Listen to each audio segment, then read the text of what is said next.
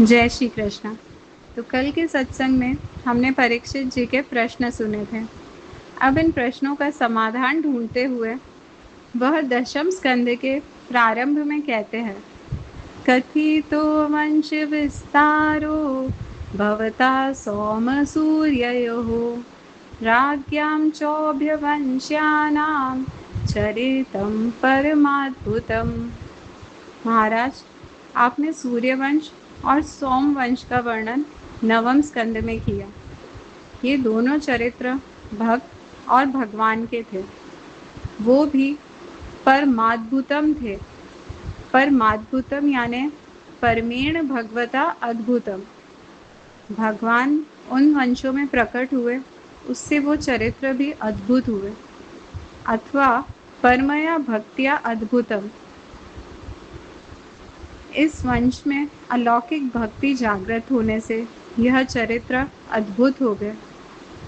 गुरुजी, आपने ऐसे अद्भुत चरित्र संक्षेप में सुना दिए हैं, इससे मुझे तृप्ति नहीं हुई। यदोश्वधर्मशीलस्य नितरां मुनिसत्तम तन्त्राशिनावतीर्णस्य विष्णु वीर्याणि संशनः। राजा परीक्षित ने शुकदेव जी को मुनि सत्तम कहा।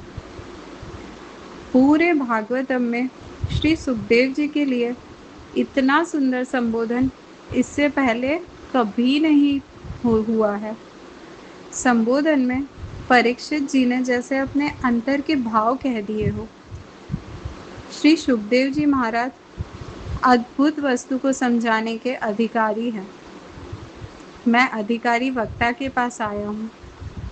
ये श्रद्धा एक ही शब्द में उन्होंने बता दी, मुनि सत्तम। परीक्षित जी ने कभी भी सुखदेव जी के लिए गुरु शब्द का उपयोग किया है, कभी ब्रह्म शब्द का भी उपयोग किया है, पर आज मुनि सत्तम शब्द का प्रयोग किया है। परीक्षित जी ने ऐसा कहा कि गुरु जी, आप केवल मुनि नहीं, मुनि शब्द की व्याख्या है मननशीला वे मुनयः। मौन धारण कर श्रवण, मनन और निध्यासन की भूमिका तक जो पहुँचते हैं वो मुनि हैं। पर आप केवल मुनि नहीं, मुनि सत भी हैं। निध्यासन की भूमिका पर पहुँचकर जिनका ज्ञान स्वतः फुरित होता है वे मुनि सत कहने में आते हैं। मान लो कि मैं आपको कृष्ण शब्द कहूँ, तो वो मेरे और आपके लिए मात्र श्रवण का विषय है। जबकि अगर मुनि सत को कृष्ण शब्द सुनाई दे जाए तो उन्हें कृष्ण पदार्थ दिखने लगते हैं, और ये दिखना तो प्रथम भूमिका है, और वो दिखने के बाद वो उसमें लीन हो जाते हैं, ये दूसरी भूमिका है।